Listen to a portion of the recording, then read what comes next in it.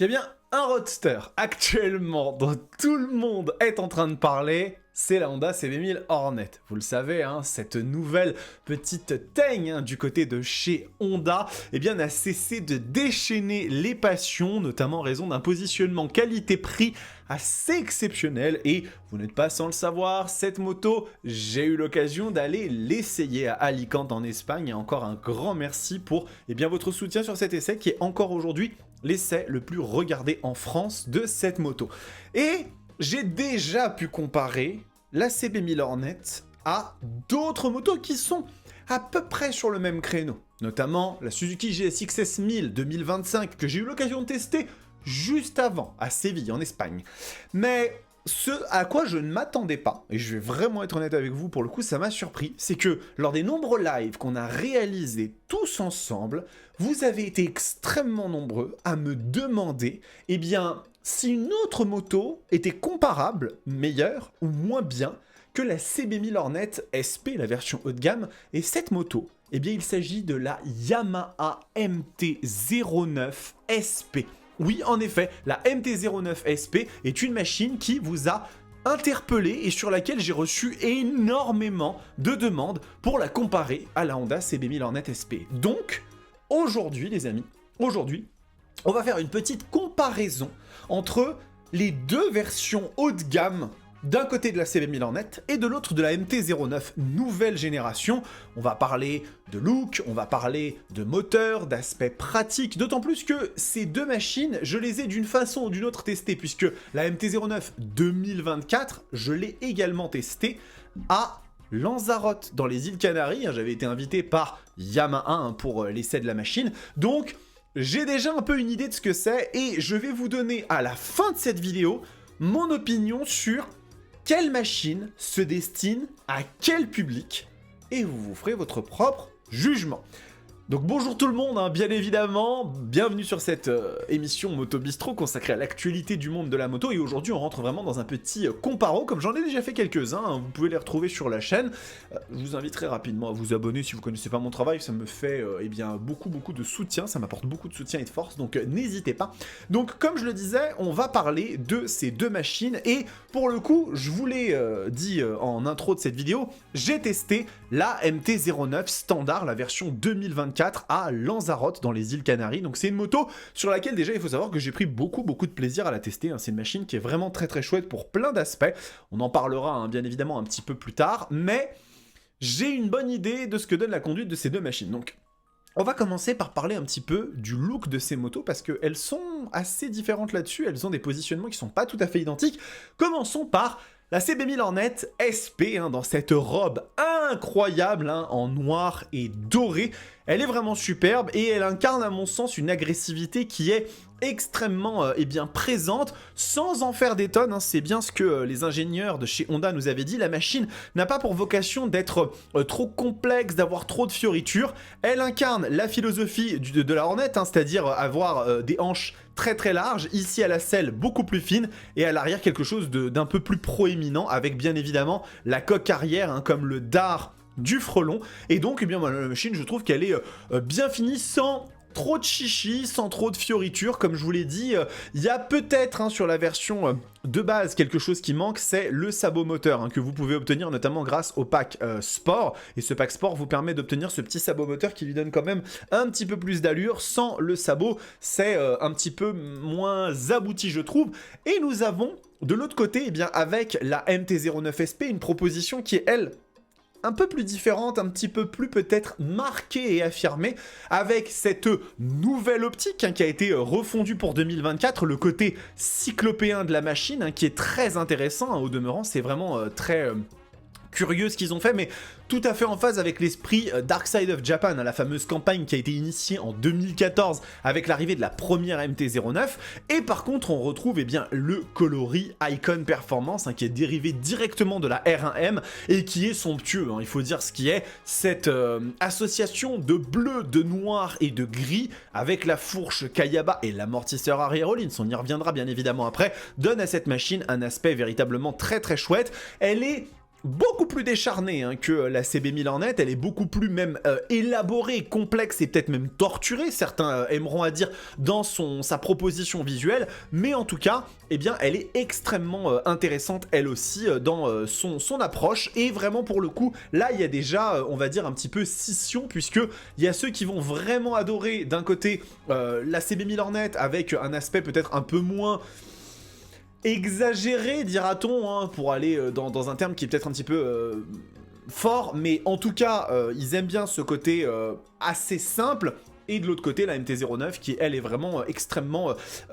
torturée, on va dire. Hein. Vraiment, pour le coup, moi, je serais plutôt partisan de la CB1000 Hornet pour cet aspect-là, mais ce n'est pas tout. Ce n'est pas tout, parce qu'il y a quand même d'autres choses à évoquer, et la première, celle, bien évidemment, qui vient à l'esprit de tout le monde, c'est le moteur. Et là-dessus, on est sur des propositions qui sont quand même considérablement différentes. On va commencer par la CB1000 Hornet SP qui est dotée d'un 4 cylindres en ligne, hein, dérivé de la CBR 1000 RR Fireblade de 2017. Elle a été choisie par rapport à la version actuelle, parce que la version actuelle est très pointue en termes de performance. Ça aurait été compliqué de faire un roadster vivable au quotidien avec ça. Donc on est sur 112 kW, ce qui donne 157 chevaux en conversion, et 104 Nm à 9000 tours minute, sachant que les rapports ont été retravaillés sur la machine pour pouvoir avoir quelque chose d'un petit peu plus utilisable au quotidien, un petit peu plus vif. Et c'est vrai, effectivement, la CB1000 Hornet SP a une tendance à avoir un moteur qui est plutôt chouette,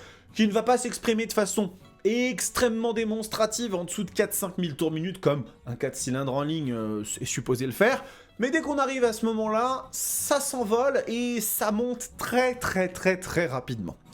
De l'autre côté, on a la Yamaha MT-09 SP qui elle est sur une proposition radicalement différente. On est ici sur un 3 cylindres en ligne, le CP3 iconique de la MT-09 depuis des années, qui fait 890 cm3, donc il a un peu moins de cylindrée, et qui fait 119 chevaux, donc on a quand même une perte de 38 chevaux, hein, si je ne dis pas de bêtises, ça fait quand même une sacrée différence, atteint à 10 000 tours minute, et 93 Nm à 7000 tours minute. Alors là, pour le coup, c'est vraiment très intéressant parce que ça permet déjà de se figurer un petit peu le comportement que va avoir la CB1000 Hornet SP à bas régime et la MT-09 SP à bas régime. Et je vous le donne en mille, même si on a sur la Honda,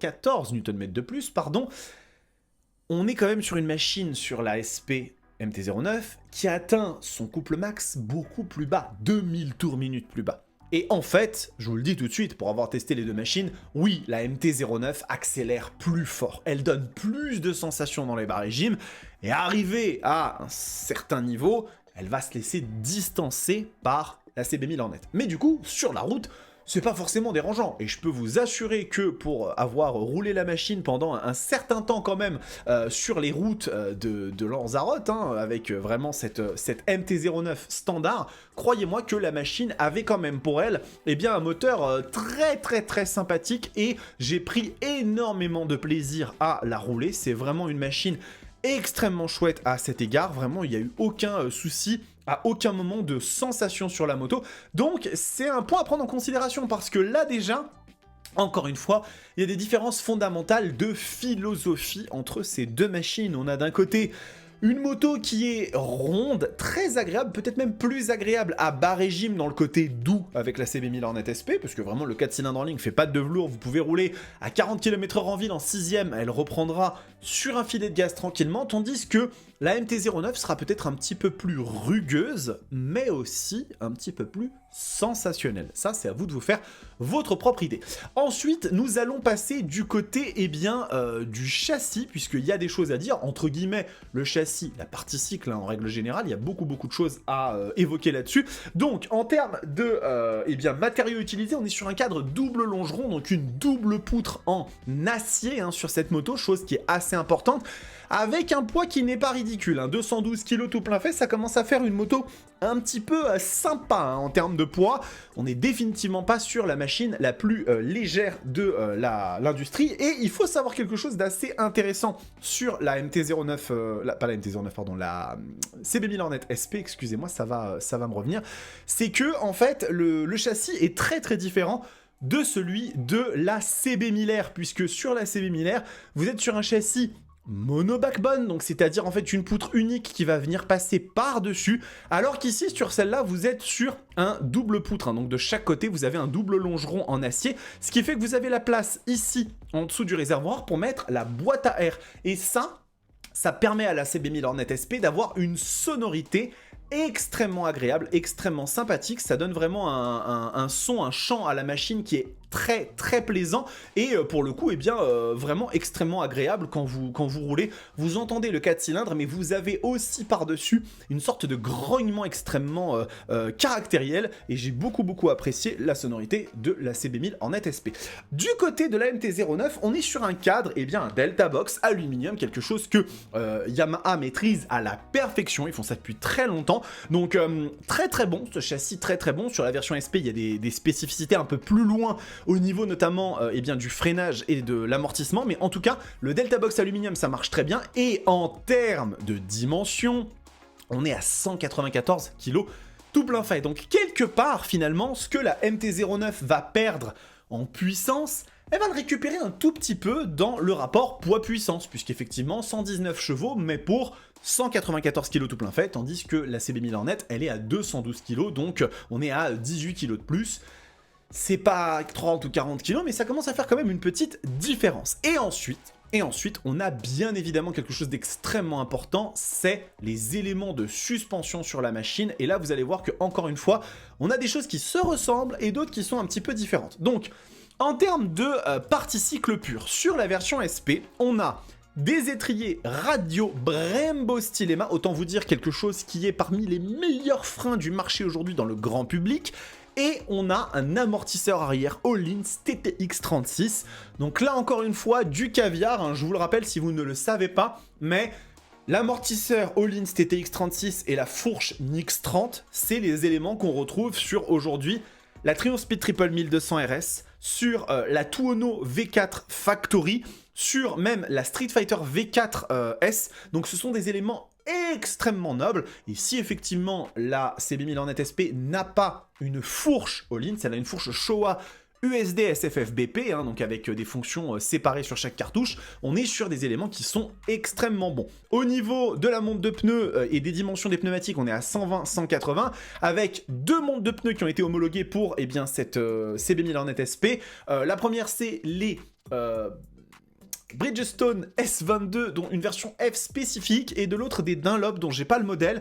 Sachez juste que moi, quand j'ai testé, j'ai eu un ou deux moments où les Bridgestone, je les ai pas trouvés top. J'ai eu une ou deux petites glissades, mais ça peut être quelque chose de très personnel. Je sais qu'il y a beaucoup de gens qui m'ont dit que eux n'ont jamais eu aucun problème. Donc voilà, je ne m'avancerai pas en disant que je suis vraiment sûr à 100% qu'ils sont pas foufou, mais j'aurais quand même tendance à dire que moi je préfère par exemple les Dunlop Sport Smart MK4 qu'on avait testé avec la GSX S1000, qui étaient vraiment pour le coup assez phénoménaux. Du côté de la MT-09 SP, on a des éléments qui sont eux aussi très intéressants, puisqu'on retrouve les étriers Brembo Stylema qui sont étraînés pour la première fois sur la version 2024 de la MT-09 SP. Avant, ce n'était pas le cas. Et pareil, on va avoir un amortisseur Öhlins TTX36 lui aussi, donc du très bon. Au niveau de la fourche, c'est une Kayaba de 41 mm à revêtement DLC Diamond-like Coating qui permet d'avoir un meilleur glissement des fourreaux de fourche, une plus grande souplesse et fluidité dans l'utilisation de la machine. Donc encore une fois ici, on a des éléments qui sont assez proches, notamment au niveau du freinage et de l'amortissement arrière. Et la fourche, ça change un petit peu.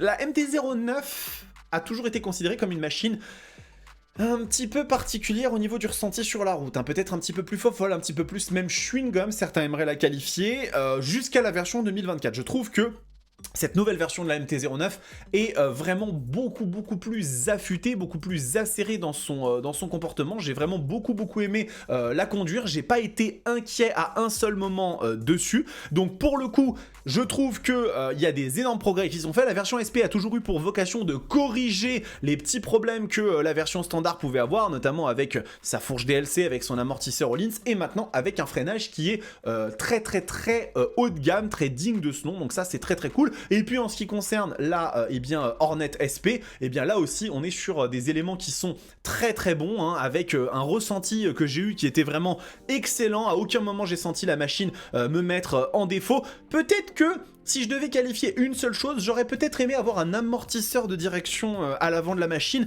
pour la rigidifier un petit peu plus lors des phases d'inclinaison, parce que c'est vrai qu'il y avait des moments où j'avais un petit flottement, c'était très léger, vraiment 3 fois rien, mais moi j'aime bien les motos un petit peu rigides, rigide bardeau, hein, comme on dit, sur la partie, on va dire, roulage, mais c'est vraiment pas grand chose.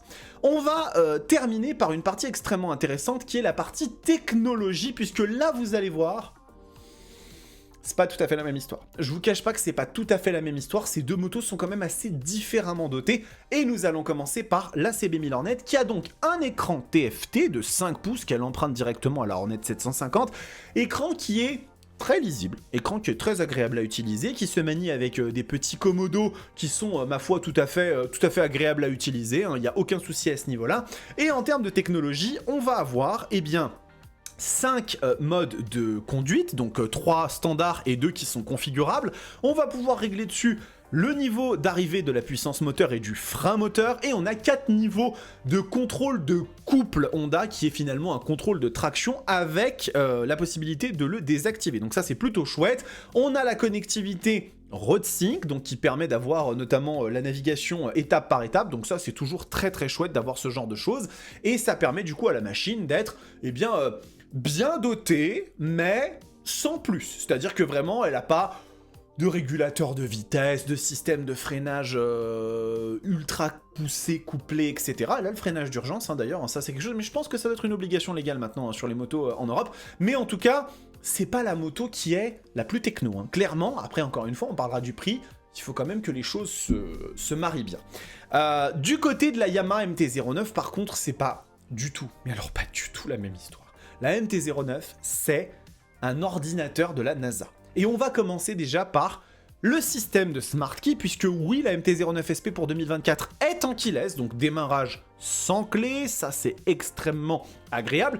Le commutateur qui comporte également l'option de verrouillage et déverrouillage du bouchon de réservoir de carburant, chose que certaines marques ne font pas. Il y a certaines marques qui, quand elles vous font une machine en keyless, il faut quand même ouvrir la trappe à carburant avec la clé. Un petit peu dommage. Là, sur cette MT-09 SP, ce n'est pas le cas. On continue, puisque ensuite on va rentrer dans l'affichage, hein, un écran TFT qui est lui aussi très sympa. Je trouve quand même plus sympa que celui de la CB1000 Hornet SP, il est plus sexy, il est plus moderne, donc il offre 5 thèmes d'affichage différents, dont un thème track spécifique à la SP, on peut connecter le smartphone pour plein de choses, notamment avec l'application dédiée de chez Yamaha, la possibilité de régler tous les paramètres de la moto, toutes les assistances électroniques, de personnaliser vos modes de conduite directement depuis le téléphone, et ça franchement moi je trouve que c'est génial parce que en soi, je trouve que l'interface d'un téléphone, elle est faite pour être extrêmement agréable. Donc en fait, quand vous naviguez dessus, quand vous appuyez, c'est plus sexy, c'est plus sympa que quand vous êtes en train de naviguer avec un commutateur sur un commodo. Donc le fait de pouvoir régler comme ça ces modes de conduite, je les trouve très, c'est une très bonne idée. Et en plus de ça, eh bien on va avoir énormément d'assistance, puisque on a une centrale inertielle à 6 axes.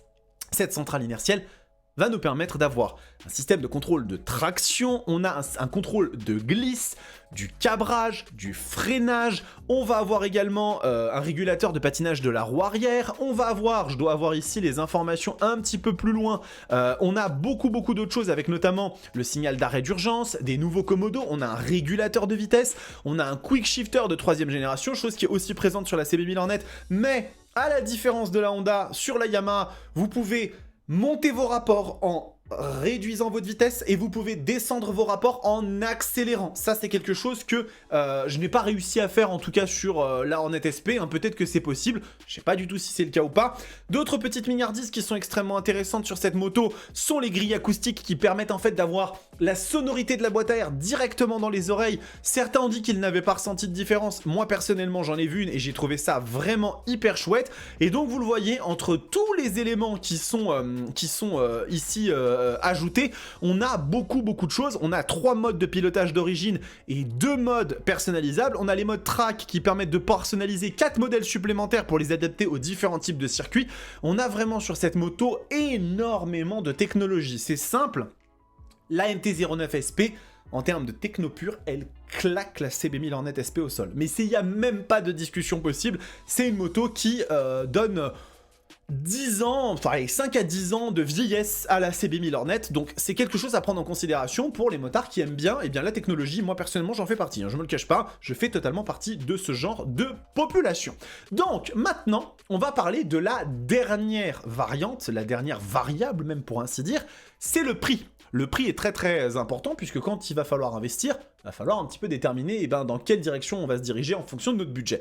Donc, la CB1000 Hornet SP, c'est une machine qui est commercialisée à 11 799 €. Encore une fois, je vous le dis, ce rapport qualité-prix, quand on parle d'une moto équipée d'un moteur de 157 chevaux, d'étrier Brembo Stylema, d'un amortisseur Harry Rollins, c'est du jamais vu. C'est du jamais vu, c'est vraiment une proposition qui est ultra intéressante et qui rend cette moto, séduisante et sexy pour un très grand nombre de motards qui vont y voir une proposition, performante, puissante, avec ce qu'il faut en termes de technologie, avec des équipements parti-cycle qui sont très très bons, et qui du coup vont s'arrêter simplement à ça et se dire « moi c'est cette moto que je veux », et on commence à le voir, il y a beaucoup de demandes autour de cette CB1000 Hornet SP. Du côté de la MT-09 SP, on est sur les tarifs 2024, malheureusement je n'ai pas encore les tarifs 2025, mais la machine est commercialisée à 1000 € de plus. 1000 € de plus, il n'y a même pas à discuter, donc 12 799 €. Pour une moto qui est moins puissante, quand même, on perd un certain nombre de canassons dans l'équation, 38 comme je vous le disais, c'est pas du tout une mince affaire. Mais, il faut quand même rendre à César ce qui appartient à César. On a une fourche qui est, à mon sens, un peu meilleure, et on a surtout une machine qui est plus légère, avec beaucoup plus de technologie, et un moteur qui est plus vivant, à bas régime, ça, il n'y a pas de doute à avoir. Donc, quand on arrive à l'heure de la conclusion de ce bilan, CB1000 Hornet SP versus Yamaha MT-09 SP. Quelle machine je recommanderais personnellement? En fait, ça va dépendre totalement de ce que vous attendez d'une moto. Si votre objectif, c'est d'avoir une machine simple, sensationnelle, puissante, qui rappelle les 4 cylindres d'antan, qui rugissent, qui prennent des tours, avec une partie cycle extrêmement saine, des freins sur lesquels vous pouvez compter, un amortisseur extrêmement premium, et une technologie suffisante, mais relativement basique, la CB1000 Hornet SP est la moto qu'il vous faut définitivement. Si par contre, vous recherchez une machine plus légère, peut-être plus fun, plus délurée dans sa tête, avec une technologie extrêmement poussée, un moteur très vivant à bas régime et beaucoup de technologie, en ce cas de figure, c'est plutôt la MT-09 SP qu'il vous faudra, parce que je pense que c'est vraiment une machine qui, elle aussi, vaut très largement son prix. C'est un très bon rapport qualité-prix, je trouve, et elle était un peu larguée avant par rapport à la Street Triple 765 RS, dans cette catégorie des roadster mid-size premium. Je n'attribue pas la CB1000 Hornet SP à un roadster mid-size, on se rapproche plus d'un super roadster, parce qu'on est dans la gamme des MT10, S1000R, etc. etc. Ce serait donc du coup la MT-09 SP qu'il vous faudrait. Personnellement, et je ne souhaite pas faire d'influence, je vais juste vous donner mon avis, si je devais choisir entre les deux machines et que j'avais l'argent pour me payer l'une ou l'autre, mon choix se porterait sur la MT-09 SP. Parce que le fait que le moteur soit plus vivant, le fait que j'ai plus de technologie, j'aurais plus l'impression d'en avoir pour mon argent que juste me dire j'ai 157 chevaux, super frein, bon amortisseur, mais je suis extrêmement sensible, d'un, au moteur couple à bas régime, de deux, à la techno, donc tous ces éléments font que, oui, effectivement, je m'orienterai plus vers celle-là, et je vais même vous dire, je m'orienterai probablement plus vers une MT-09 SP que vers une MT-10 SP, qui sur la techno fait encore un peu vieillotte. S'ils la mettent à jour un jour, il y a des chances pour que je revoie ma copie, mais là, pour le coup, moi, je partirais plutôt sur une MT-09 SP. Est-ce que ça veut dire que la CB1000 Hornet SP n'est pas une moto fantastique, et probablement une des prétendantes au titre de moto de l'année 2025 ? Non, franchement, elle garde tout à fait cette place dans le potentiel classement que je ferai en fin d'année prochaine. Cette vidéo est terminée les amis, j'espère qu'elle vous a plu. Écoutez, je pense que j'ai un petit peu fait le balayage complet des caractéristiques de ces deux machines. Je pense que c'était intéressant parce que vous avez été très nombreux et nombreux à me demander qu'est-ce que j'en pensais finalement de cette MT-09SP face à la CB1000 Hornet. Donc voilà, j'espère que ça a répondu un peu à vos questions, n'hésitez pas dans les commentaires, et puis en live, quand on fait des lives, n'hésitez pas à venir me poser vos questions, c'est toujours très important. Vous n'oubliez pas l'abonnement, merci beaucoup, n'oubliez pas l'abonnement à la chaîne, c'est très important. Petit like et commentaire, ça aide au référencement, et en plus ça me permet de savoir ce que vous en avez pensé. En attendant les amis, prenez soin de vous, kiffez vos bécanes, ciao.